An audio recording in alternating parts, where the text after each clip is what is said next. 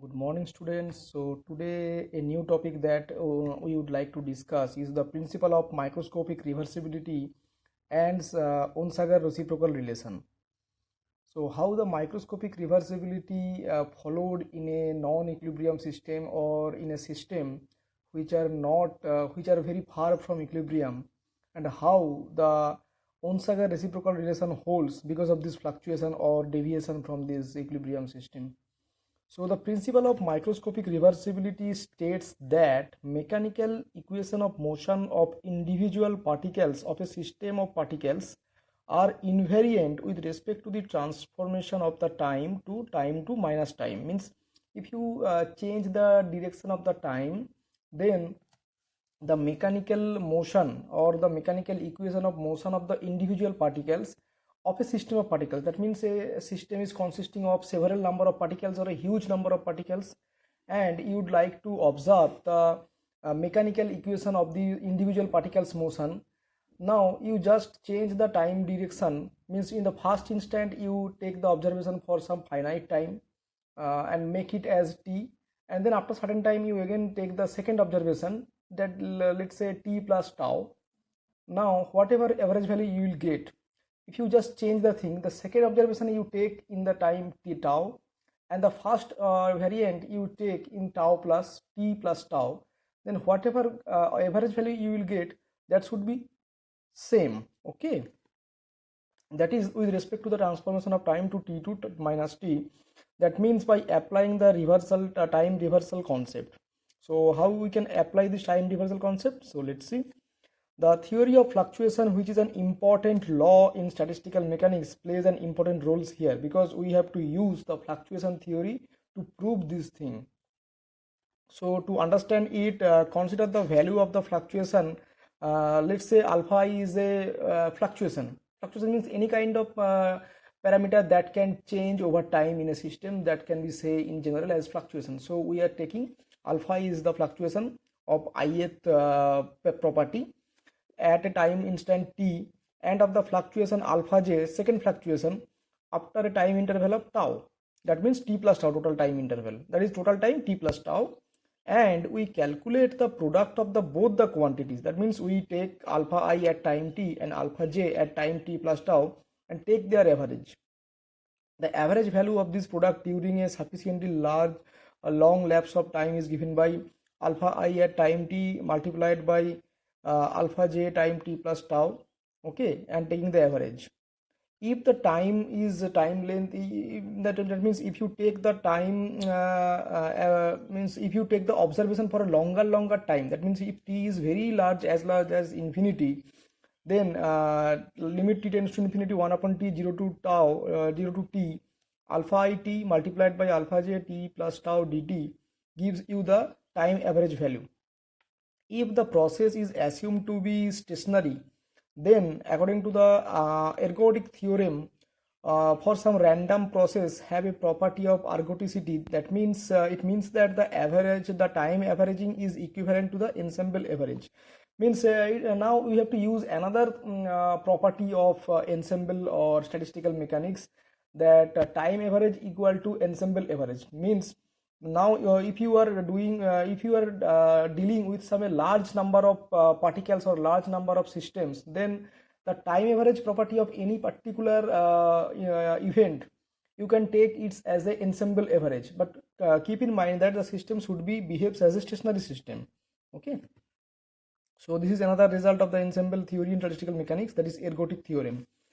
In the next, we would like to consider the average value of the product, that is alpha j, because at that time we are taking the second event at time t and the first event, that is alpha I t at time t plus tau, in which we consider the fluctuation, that is alpha I tau and alpha j t and alpha I t plus tau, the latter occurring after a time interval of tau. That means alpha I t at that time occurring t plus tau time. The mean value is given by alpha j t and alpha I t plus tau, and let this equation is equation number 2. This mean value differs from the mean value calculated in equation only by the temporal order of the two fluctuation, or more precisely we can say that by the substitution of time t to minus t, because in the first we have taken alpha I, that is first event at time t, and second event alpha j at time t plus tau. And in the second event, we take the second instant, we have taken the second event at time t, and the first event, that is alpha I, at t plus tau. That means we just change the time or direction, t to minus t. Thus we can express the microscopic reversibility by the relation, because if this type of relation holds for a for a system of ensembles, we can say that the microscopic reversibility also holds by the relation, because alpha I t and alpha j t plus tau equal to alpha j t alpha I t plus tau. That is equation number 3. This follows that expectation value obtained by taking the first event observed at time t will be followed tau later by a second event, that is alpha j, is the same as the expectation value obtained by taking the second event observed at time t will be followed by tau later by the first. That means if we take the first event at time t and second event at time t plus tau and take the expectation value of that, and for the second instant you just take the second event at time t and the first event at time t plus tau and take the time in expectation value over time, then whatever expectation value we will get is exactly the same. Now subtracting the same quantity alpha I t and alpha j t from both sides of this equation 3, we have just taking the alpha I t common, so alpha j t plus tau minus alpha j t in the average, this sign is denoting the averaging, and alpha j t taking in common, so alpha I t plus tau minus alpha I t, and this is the average. So this is equation number 4. Now the question is, if the time difference between the time lapse between the first event and the second event is very low, means as low as very close to 0, then we can say this alpha j t plus tau minus alpha j t is basically the time derivative, because we know that derivative means the very small change over time. So this denotes the time derivative. So we can write alpha I t into alpha j t dot, and average is taking over all over the equations. And similarly alpha j t multiplied by alpha I t dot average. That means it is the time derivative for alpha I t and this is the time derivative for alpha j t.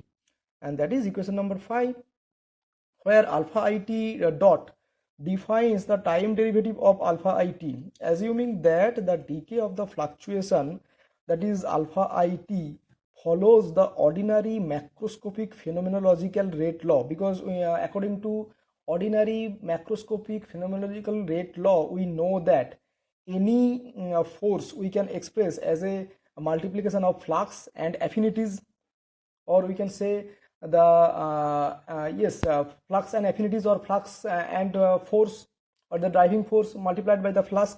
Okay, so ji equal to basically at that time we can write alpha I t time derivative, and that is equal to summation k lik multiplied by xk, where lik we can say this is the driving force and xk is the flux.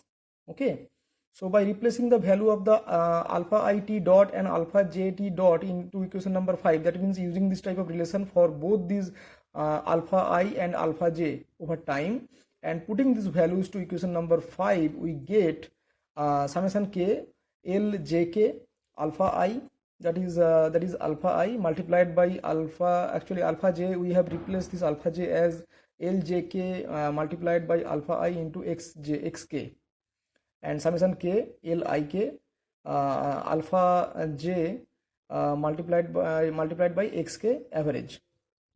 So making the use of the fluctuation theory result, because any kind of according to fluctuation theory, we know that x rho into alpha rho prime equal to some constant minus of some constant k multiplied by the Kronecker delta rho prime, and we know that where k is a constant and the Kronecker delta value depends on the value of the, or the parity of this rho and rho prime. If rho equal to rho prime, that means the phenomenological constant, okay, onsager phenomenological constant, if I equal to I or j equal to j, then it have some value, or otherwise for all values of the inequality it becomes 0. So if I equal to I, then this quantity becomes 1, and again this quantity becomes 1 because of this relation. Okay, so at that condition you can say that Thus from equation 7 and equation 9, using the relation, we get Lji equal to Lij. So this is the Onsager phenomenological law or reciprocal relations. Okay. So thus these are the celebrated Onsager reciprocal relation.